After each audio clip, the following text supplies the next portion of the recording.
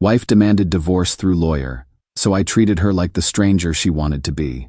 The text that ended my marriage arrived at 2:47 p.m. last Thursday. Cole, I've retained Jessica Torres as my attorney. All further communication regarding our relationship must go through her office. Divorce papers will be served within 72 hours. No conversation. No attempt to work things out. No explanation of what I'd supposedly done wrong. Just a cold, legal ultimatum from the woman I'd been married to for 8 years. My response was equally brief. Understood. Then I did exactly what she asked for. I treated her like the complete stranger she apparently wanted to be. I'm Cole, 38. Commercial airline pilot making around $180K annually. Marin's 35, teaches yoga classes and runs a lifestyle blog that generates maybe $800 a month on good months. For our entire marriage, I've covered 95% of our expenses: mortgage, utilities, her car payment, credit cards, health insurance, everything. She contributes what she can, but her passion projects don't exactly pay the bills. I've never minded being the primary earner.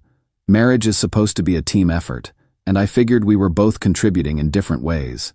She handled most of the household management, supported my travel schedule, and I thought we had a good partnership despite the income disparity. Apparently, I was wrong about the partnership part. Thursday afternoon, after receiving her lawyer notice, I spent an hour on the phone with Rita Barnes, my attorney. Rita's been handling family law for 20 years and has seen every manipulation tactic in the book.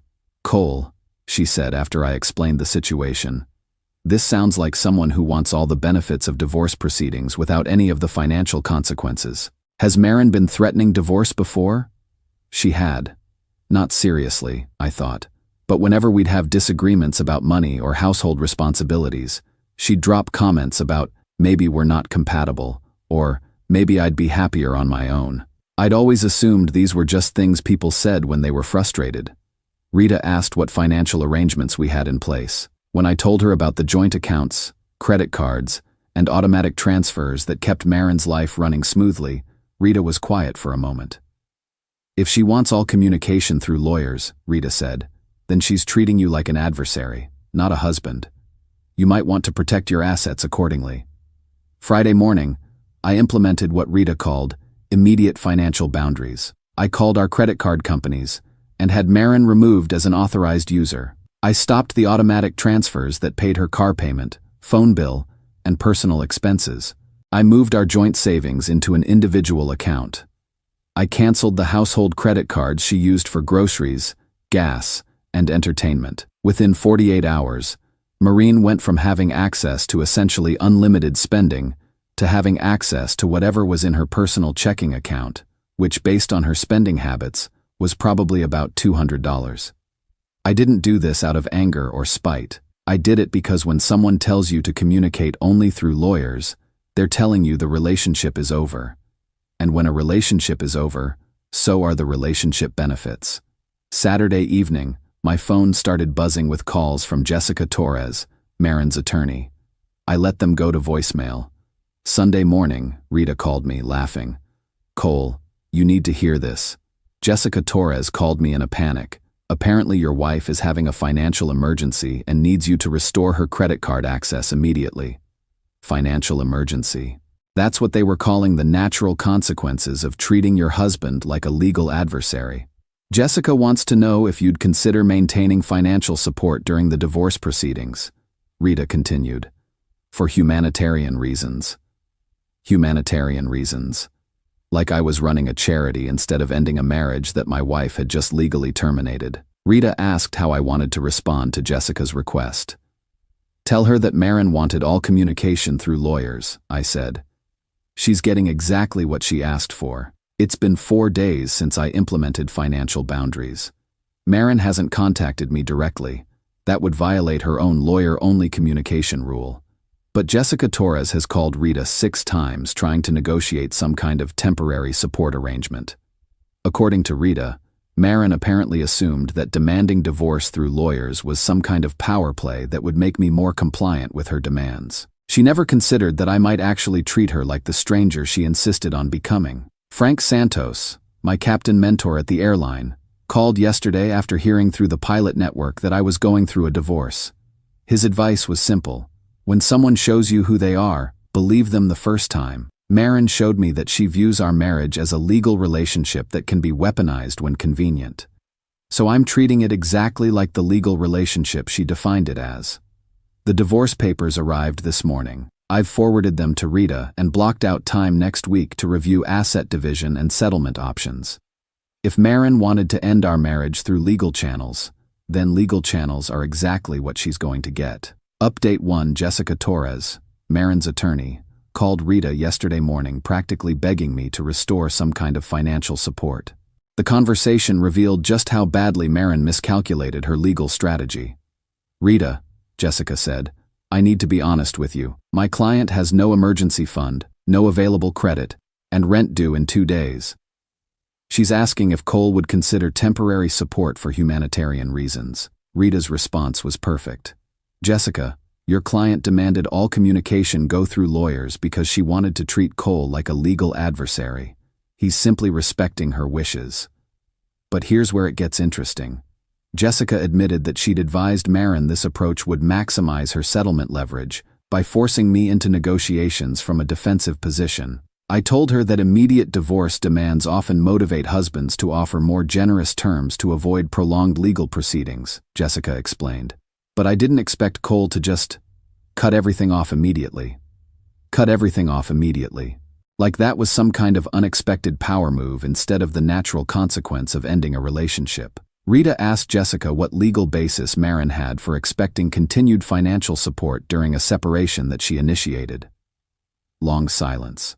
Then, honestly, none. In our state, there's no obligation to maintain support during divorce proceedings unless there's a court order. But my client assumed Qley would continue paying her expenses during the process. Assumed. Maren assumed that I'd keep funding her lifestyle while she legally dismantled our marriage. According to Jessica, Maren is shocked that I implemented financial boundaries so quickly. She apparently expected weeks of negotiation, emotional appeals, and gradual transition planning. Instead, she got exactly what she demanded. Purely legal communication with no emotional accommodation. Rita pressed Jessica for more details about Maren's situation. Turns out it's worse than I thought. Maren's credit cards are maxed out because she'd been using them for lifestyle expenses, assuming I'd pay them off as usual. Her yoga classes generate about $400 monthly, and her blog income has been declining. She's been living entirely on the financial foundation I provided, with no backup plan for independence. My client may need to move back with her parents, Jessica admitted. She doesn't have the income to maintain her current living situation without Qley's support. Move back with her parents. At 35 years old. Because she weaponized our marriage without considering the financial realities of actually ending it. Frank stopped by yesterday evening to check on how I was handling everything. When I told him about Jessica's panic calls, he just shook his head.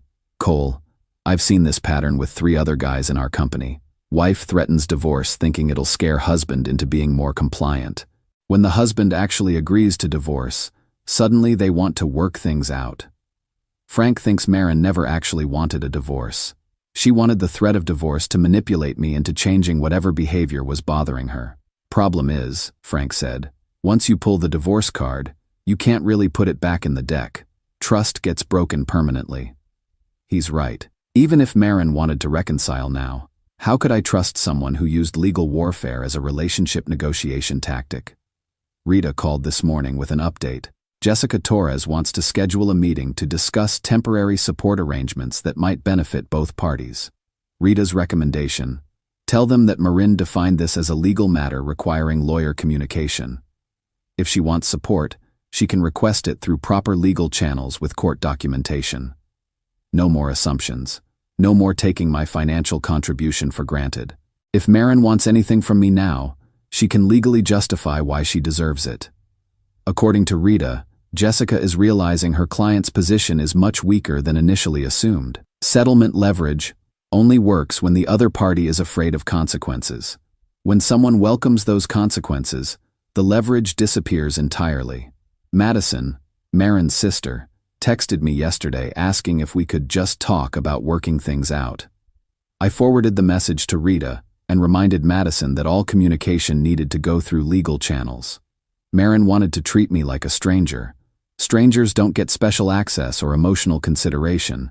They get exactly the legal boundaries they demanded. Update 2. Marin broke her own lawyer-only communication rule yesterday by showing up at my apartment, and the conversation revealed just how manipulative her entire divorce strategy had been. I got home from a 3-day flight rotation Tuesday evening to find Marin sitting in her car outside my building. When she saw me, she got out and approached with this desperate, almost panicked energy I'd never seen before.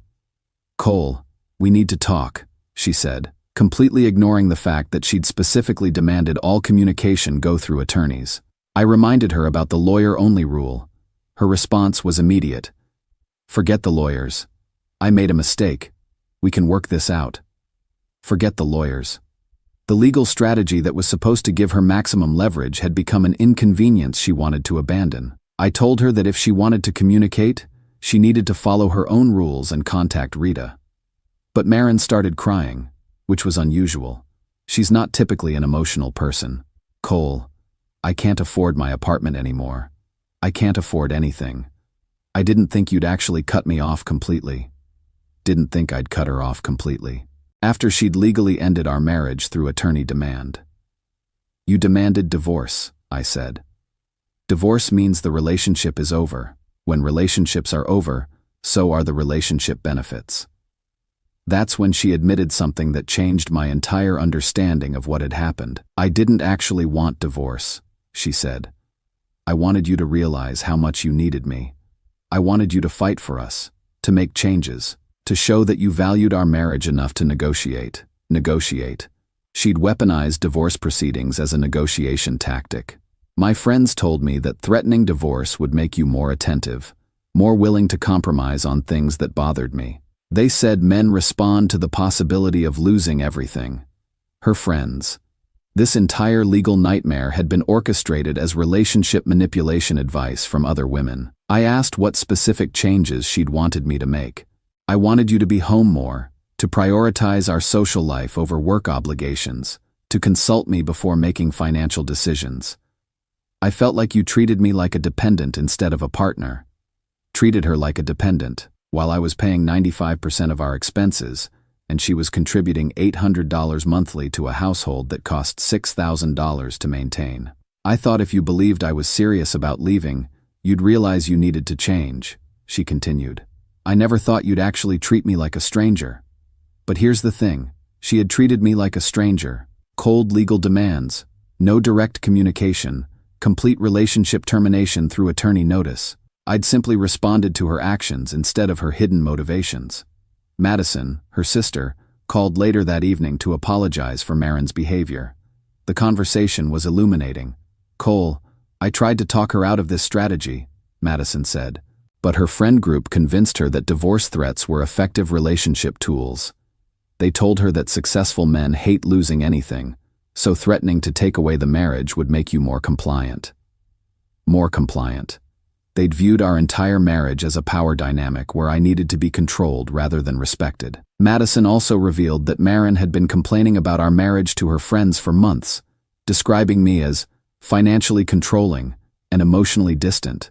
They'd recommended the nuclear option because desperate times call for desperate measures. "She's been staying with our parents for 2 weeks," Madison told me. "She's working at a retail job now, trying to save money for her own place. This whole experience has been a massive wake-up call about financial reality." Working retail, after 8 years of being financially supported while pursuing passion projects that never generated sustainable income. Wednesday morning, Jessica Torres called Rita with a final attempt to salvage something from Marin's legal strategy. "My client would like to withdraw the divorce petition and attempt marriage counseling," Jessica told Rita. Rita's response was immediate. "Cole will respond to that proposal through proper legal channels after reviewing all documentation. No more emergency calls. No more panic negotiations. If Marin wanted to reverse course on the divorce she'd demanded, she could follow the same legal processes she'd insisted on using. But honestly, the damage is already done. I can't unknow that Marin viewed our marriage as a power struggle, where legal threats were acceptable manipulation tactics. Frank was right about trust being permanently broken. Even if we attempted reconciliation, I'd always wonder what other nuclear options she'd consider if she didn't get her way in future disagreements. Marin taught me that financial support is a privilege that should be earned through mutual respect, not demanded through legal intimidation. She wanted to find out how much she meant to me by threatening to leave. Instead, she found out how much our marriage meant to her by actually facing the consequences of leaving. Final update: I wasn't planning to update this story again, but the past 6 months have been so transformative that it feels worth sharing the resolution, especially for anyone who's ever had someone weaponize legal threats in their relationship. The divorce was finalized 3 months ago. Rita structured the settlement beautifully. I kept the house, my retirement accounts, and most assets I'd acquired before and during marriage. Marin received minimal alimony for 2 years, just enough to help with transition costs, but nowhere near enough to maintain the lifestyle I'd been funding. The most satisfying part wasn't the financial outcome, though. It was discovering what my life actually looks like when I'm not constantly managing someone else's financial irresponsibility. My monthly expenses dropped by about 60% immediately after the divorce. Turns out Marin's modest lifestyle was costing me nearly $3,000 monthly beyond basic household costs. Restaurant meals, spa treatments, boutique clothing, premium gym memberships, weekend trips with friends, all the lifestyle elements I'd been subsidizing without really tracking the cumulative cost. I bought a smaller place closer to the airport, upgraded my truck, and still have more money left over each month than I'd seen in years. Financial freedom after 8 years of being the sole income provider feels incredible. Rita and I became good friends through this process. She helped me recognize patterns of financial abuse I'd been ignoring throughout my marriage. "Cole," she told me during one of our final meetings, "you weren't a husband to Marin. You were a financial resource she happened to live with." That perspective was harsh but accurate. Marin had never been interested in building something together. She'd been interested in accessing what I'd already built. I started dating about 4 months ago. Elena, a fellow pilot I met at a regional aviation conference. The difference between being with someone who earns her own money versus someone who spends yours is remarkable. When Elena and I go out for dinner, she pays for her meal, or we split the check. When she wants something for her apartment, she budgets for it and buys it herself. When we plan trips, she covers her own expenses and coordinates logistics as an equal partner.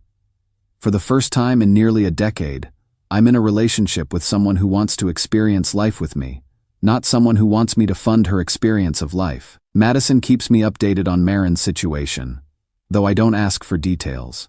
Apparently the retail job became a management position, and Marin's been forced to learn actual budgeting and financial planning. She's living with a roommate now, drives an older car, and has developed what Madison calls a much more realistic understanding of money.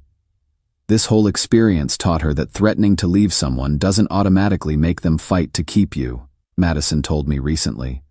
Sometimes it just makes them realize how much easier life would be without you. Madison also mentioned that Marin's friend group, the ones who advised the divorce threat strategy, have been conspicuously absent since she lost access to the lifestyle they'd encouraged her to take for granted. Turns out friends who bond over spending other people's money aren't really interested in friendship when that money disappears, Madison observed. The best part of my current life is the absence of financial anxiety. No more wondering if credit card bills will be manageable. No more budgeting around someone else's impulse purchases. No more feeling guilty about wanting to save money because it inconvenienced someone else's lifestyle expectations. Elena and I are planning a vacation to Europe this summer. We're each saving our own money for it, coordinating our schedules as equals, and building excitement about an experience we're creating together rather than something one person is providing for the other. That's what actual partnership looks like. 2 people who both bring something valuable to the relationship instead of one person contributing everything while the other person accepts it as their due. Frank stopped by last week with news that one of our mutual pilot friends had just gone through something similar. "Word's getting around our community," Frank said. "Your stories become a cautionary tale about not tolerating financial manipulation, even when it comes from people you love. I never intended to become an example for other people, but if my experience helps someone else recognize financial abuse disguised as marriage, Then going through this mess served a purpose beyond just my own liberation. Marin taught me that when someone treats you like a stranger, you should believe them and respond accordingly. Elena is teaching me what it looks like when someone treats you like a true partner. The difference is life-changing.